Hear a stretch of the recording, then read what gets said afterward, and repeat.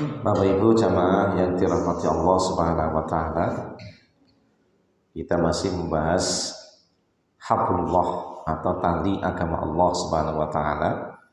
Kemarin telah kita bahas bahwa yang dimaksud dengan tali agama Allah adalah yaitu syariat. Kemudian ada pendapat lain mengatakan yang dimaksud dengan hablullah adalah yaitu Al-Qur'an. Jadi Al-Qur'an yang kita baca yang merupakan bagian daripada rukun iman yang harus kita yakini adalah merupakan daripada tali agama Allah Subhanahu wa taala.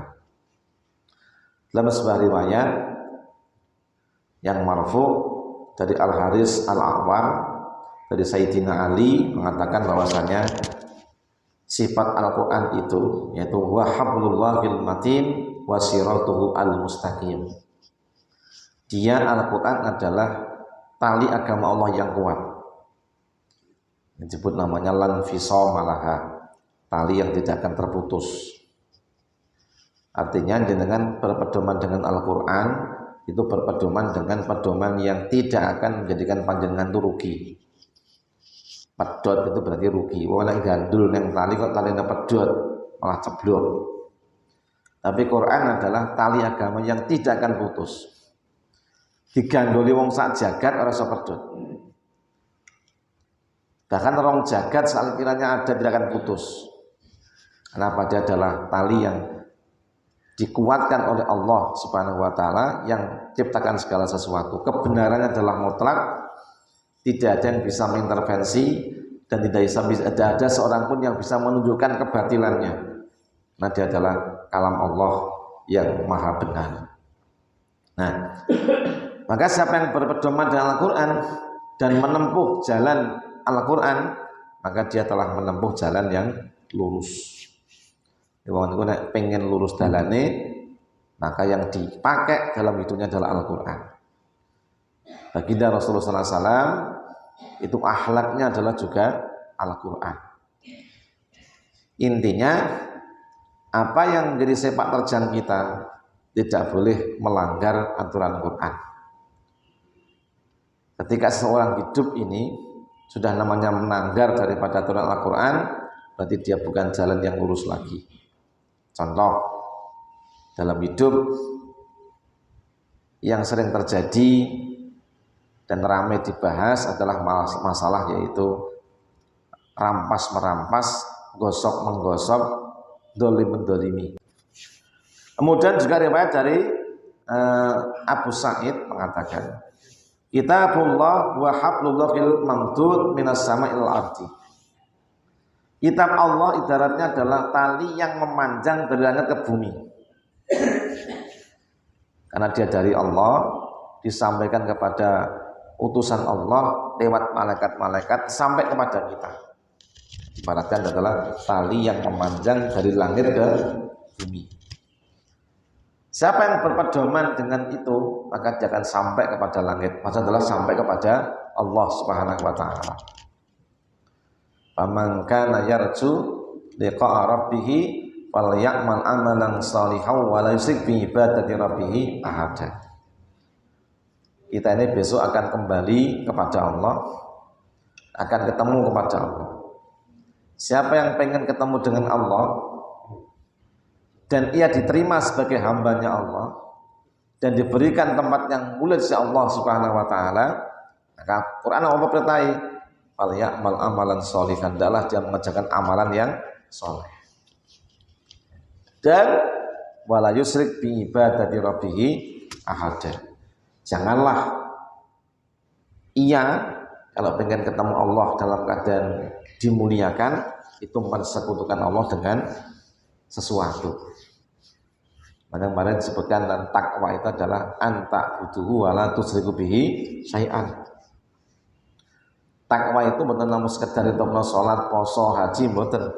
Neng kau mengibadahi Allah semata dan tidak mensekutukan Allah dengan yang lain. Lagi jebulung keh wong cerdas akale, cerdas otaknya, tapi ternyata menyimpang jauh hatinya. Katanya apa? Kayak wong pinter saya keblinger. wong pinter arepe nyalon presiden, nah, ya kan, mendatangi tempat-tempat keramat, berritual dengan ritual-ritual yang sesat. Mendingan mendatangi tempat-tempat yang ramai, yang pasar, timbangannya yang gini tempat keramat, mending yang pasar. Nampak mengenalkan diri, saya Supriyanto. Besok saya akan mencalonkan diri menjadi anggota legislatif partai memancing. Pokoknya gitu. Upamane gitu, upamane itu jelas. Nah, saya milih Balen Januri. Nah, ini namanya adalah jelas. Jadi kampanyenya jelas, itu enggak masalah. Kalau nyanggin tempat-tempat yang dianggap keramat, padahal dia tidak bisa berbuat apa-apa.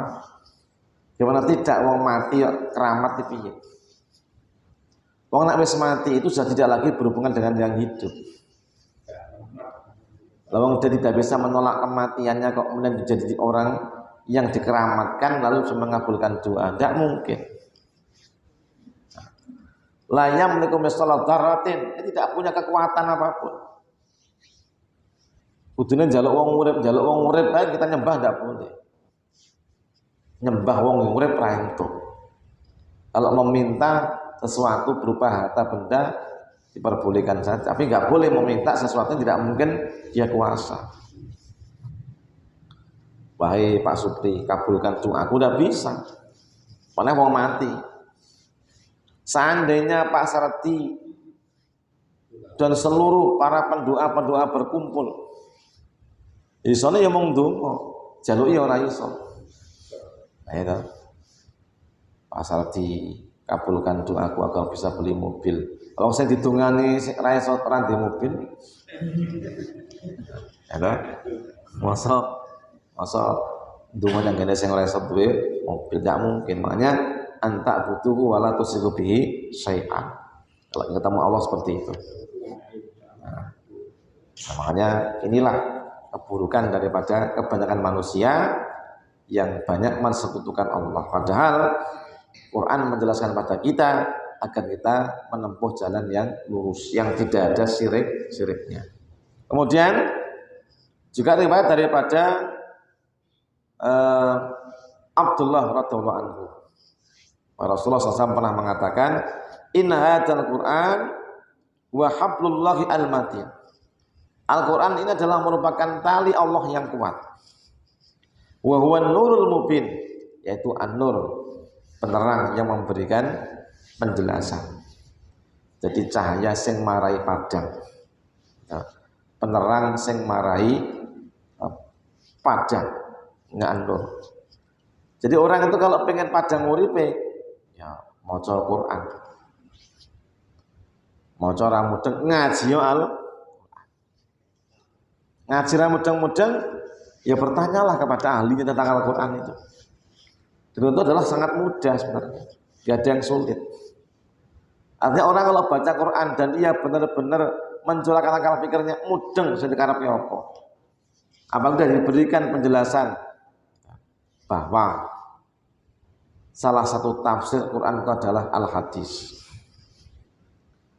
Contoh, Allah perintahkan, hafitu ala sholawat wa sholatil wusta wa qumu lillahi qanitin. Jagalah sholatmu dan sholat wusta, dan dirikanlah sholat itu kepada Allah SWT dengan benar-benar tunduk, patuh. Jadi sholat itu dengan segala ketundukan dan kepatuhan supaya diterima oleh Allah. Nah, sholatlah kamu tadi dan jagalah sholat wusta. Dan maksud apa? Oh ternyata sholat itu di dalam hadis disebutkan khamsu sholawat, 5 kali sholat dalam sehari 1 malam. Kapan itu? Subuh 2 rakaat. Kapan berikutnya? Liduluki samsi, karena tergelincirnya matahari duhur, dan asar masing-masing 4 rakaat. ila ghasaqil lail, sampai datangnya waktu malam, maghrib dan isya. Ini Quran al-fajr, dan Quran al-fajr berarti apa? Subuh. Nah, dan disaksikan oleh malaikat-malaikat Allah SWT. Oh ngerti, oh boleh salat yang dimaksud ini hadis Nabi ono 5. Subuh, zuhur, asar, maghrib dan isya. Terang jadinya, oh kewajiban saya adalah itu. Bahkan orang juga menjelaskan dengan detail tentang orang-orang yang meninggal, kemudian dia meninggalkan ahli waris dan harta waris. Berapa bagiannya? An-Nisa.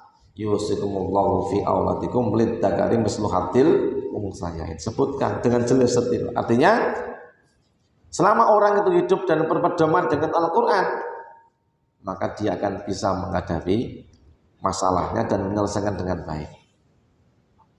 Yang jelas wong urip iki akan dibatasi dengan kematian. Hukum setelah mati ninggalake apa? Siji, rondo telu. Bisa jadi kan hukum kan begitu kan. Wong mati ninggalake apa? Mau tadi ninggalake sapa? Oh, jebule ninggalake rondo telu. Nah, rondone mau sapa maksud itu? Ora rondone adike ora. Maksud telu itu adalah ninggalake bojo telu. Jadi mantan bojo jenenge rondo. Nah, kemudian ninggalake anak 18. Anak 18. Saka bojo-bojo mau di anak 18. Enak sing anake 10, sing anake 4, sing anake loro-loro. Nah, untuk begitu. Jadi genep berarti 18. Nah, ninggalke bondo 300 miliar. Ya so kasisan contoh tak. Para akeh wae. Oke, contoh tetanggal-angel. Ninggalke anak 18, bojo 4, ya kan. Bojone 4, anak 18 lah kayak gitu. Bondone 300 miliar. Sugih ora? Iso bangun masjid kono kuwi 300 miliar. Masjid Syekh Zaid regane 300 miliar. Wah. Oke, tenan itu.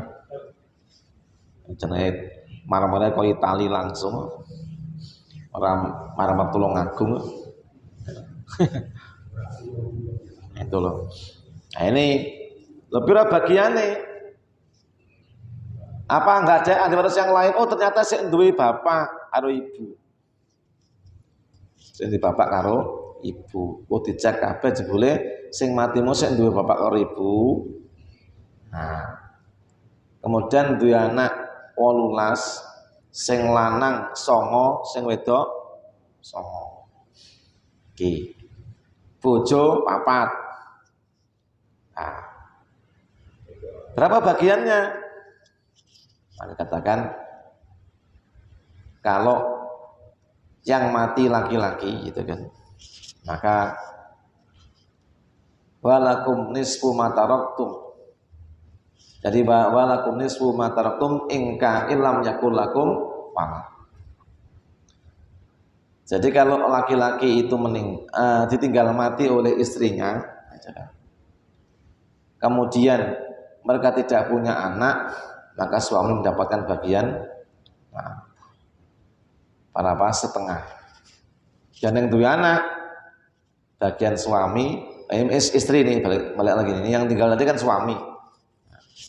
Walahunna rubu mimma taraktum illam yakul lakum walad. Nah, kalau punya anak berapa Pak? Itu 1/8. Walahunna summunu mimma taraktum in kana lakum walad. Jadi kalau suami yang meninggalkan istri 4, maka bagian istri mau masing-masing 1/8. Jadi bojo nih mau 4 mau 1/8 kabeh. Nah, 1/8 ping 4 itu piro?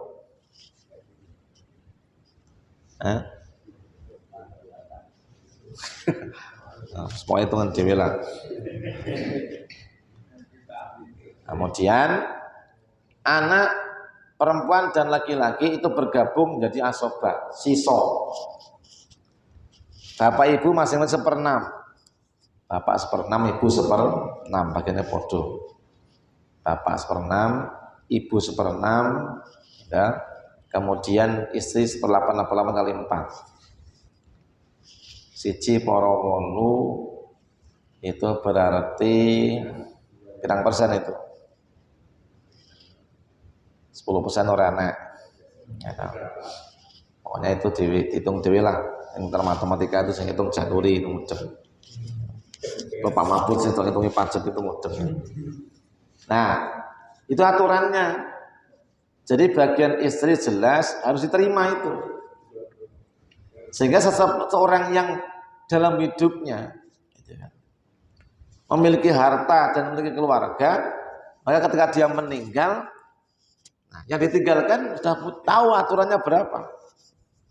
Ternyata untuk menyelesaikan kasus masalah harta peninggalan ini, Allah telah menyebutkan bagian anak laki-laki dan anak perempuan itu adalah laki-laki 2, perempuan 1.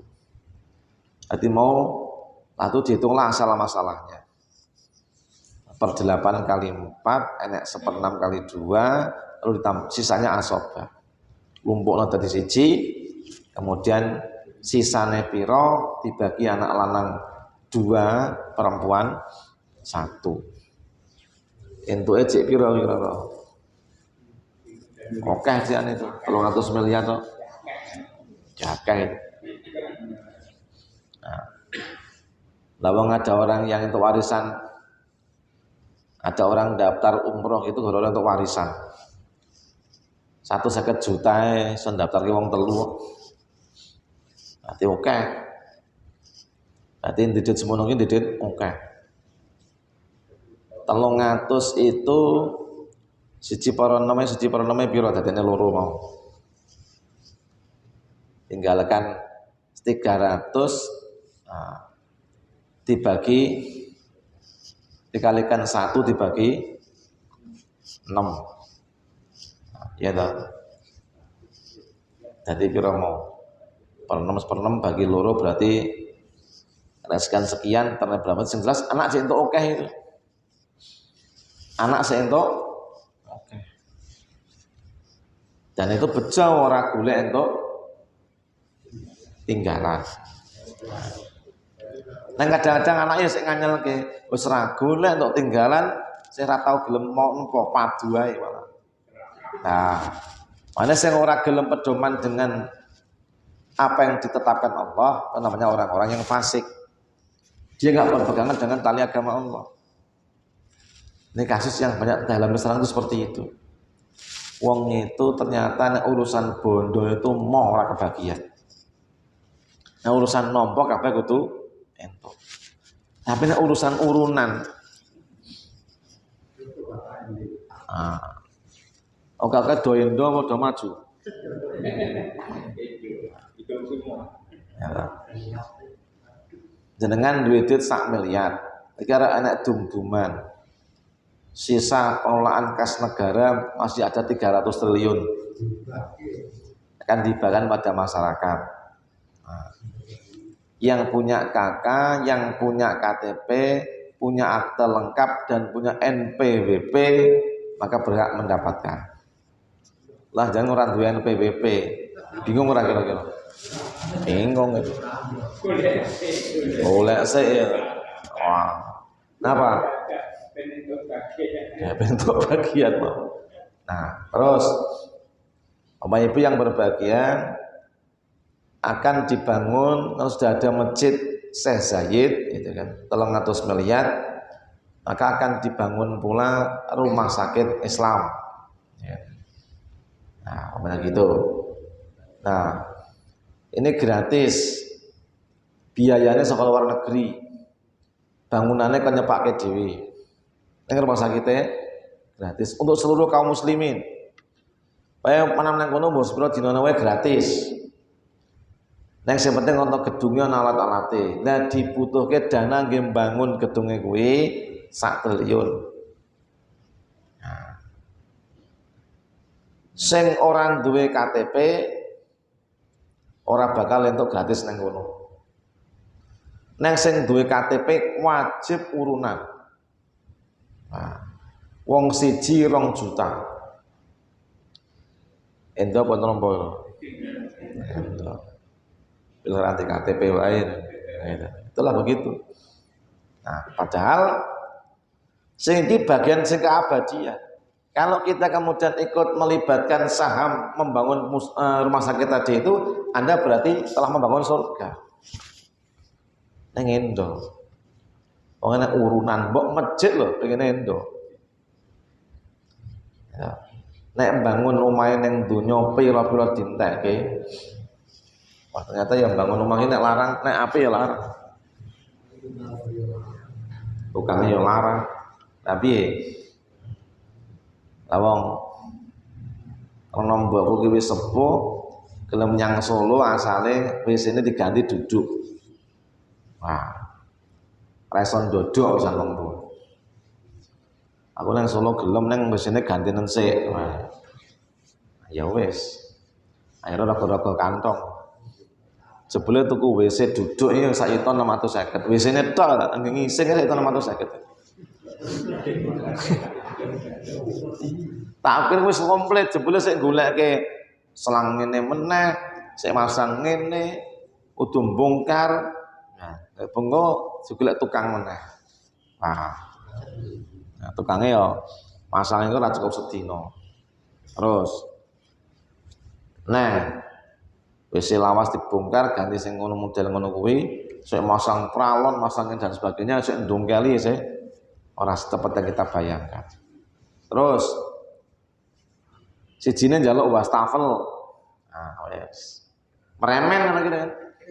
Nah, njaluk wastafel. Sijine juragan wedok njaluk wastafel. Ini lagi juragan siji nek juragane telu piye.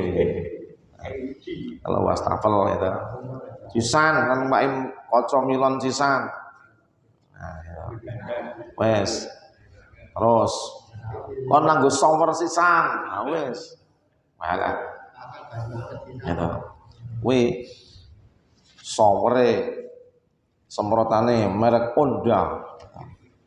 Ngono wae 450. Ya. Wis sing murah kuwi. Lah ya, aku untuk saya tuku gini koncone dhewe kayak diskon. Honda 450. Wastafel dudukane tok 360. Urung masang kok nganggo iki dan sebagainya, komplitane malah 400. Nah. Ya piye gini. Agak BC. Nah. Lho. Nah, dhewe bangun BC jebule larang. Nah, kuwi. Makanya kok arep dalake bokong ya sak juta 600 aku. Lha, bahane ngono kuwi. Makanya apa kita ini mau lungguh nikmat gitu. Lungguh ora lungguh ning kasur empuk. Lungguh dodok buang hajat aja turagat semono. Lah mosok yang swarga leda-lede. Arang ngisenge 5 juta lho. Swarga mau enak-enak. Makanya mikir akhirnya ya Allah, betapa tidak mudahnya masuk surga itu. Nah, ya toh. Kenapa? Arep lebu WC 5 juta. Nah. Terus lebu surga njot piye? Telah dene urusan pribadi bangun omah apik cacul-cacul gitu. Ini urusan swarga cacil. Pecicil. Cacrit itu kan. Nah, tuku WC saya tahun 650. Masjid mau 2000. Nah, itulah gampangnya kita itu. Makanya apa? Kita dicerahkan oleh Allah. Hidup ini, dunia ini fasilitas yang sementara. Kalau kadang-kadang kau ingin mendapatkan fasilitas yang hanya kau nikmati sampai mati, yang kita belum tahu kapan mati kita. itu ngonteknya dono semono kian. Nah, kira-kira swarga lu larang mulai murah. Ini larang.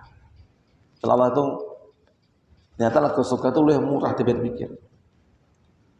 Dengan sedekah 1000 ditompo. Ya ora. 100 ditompo Gus Allah. Coba jenengan yang Indomaret, wani ra ngedit 30.000. Lebih Indomaret 20.000 wani ra. Rawani. Mudun cek parkir barang kadang-kadang. Ada yang masjid rasanggu biasa. Punya supermarket sang 20.000 rawani, satu saya mikir-mikir. Inilah makanya kita ditunjukkan oleh Allah. Agar kita mulai banyak berpikir dan merenung bahwa kehidupan kita ini besok di akhirat gumantung amale dewi. Maka dikatakan supaya kita ini jadi orang yang selamat apa? Jadikan Al-Quran sebagai pedoman kamu. Nah, dia adalah cahaya yang menerangi. Wa wasyifa'an nafi', dia adalah yaitu apa? Obat yang mujarab. Sapa sing balate ngombe mesti mari. Sak elek-eleke kelakuan barate. Diobati dengan Quran dan dia ganti dan itu pasti dia akan sembuh. Jadi orang baik. Kemudian dan dia adalah pelindung, penyelamat bagi orang yang berpegangan dengannya. Dan juga keselamatan bagi yang mengikutinya. Di sapa sing ngetutne Quran bakal selamat. Yang sing nimbangi bakal memet dunya memet akhirat. Inilah makanya jadikan Quran sebagai pedoman hidup kita. Dan inilah bentuk daripada kita berpegang teguh dengan tali agama Allah Subhanahu wa taala. Panjang saatnya pulang. Semoga bermanfaat. Subhanakallahumma wa bihamdika asyhadu an la ilaha illa anta astaghfiruka wa atubu ilaik. Wassalamualaikum warahmatullahi wabarakatuh.